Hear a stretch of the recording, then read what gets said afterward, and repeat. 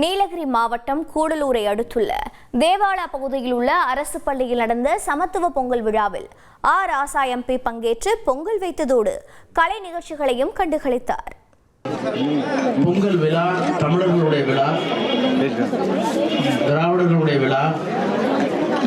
எந்த பண்டிகையும்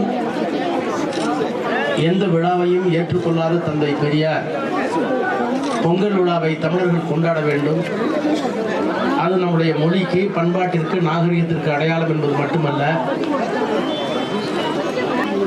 இந்த பொங்கல் விழாவில் தான் எல்லா மதமும், வேறு எந்த பிரிவினை இருந்தாலும் அந்த பிரிவினை எல்லாம் ஒட்டுமொத்தமாக தள்ளி வைத்துவிட்டு இதை ஒரு தமிழர் விழா, தமிழர் திருநாள் என்ற அளவிலே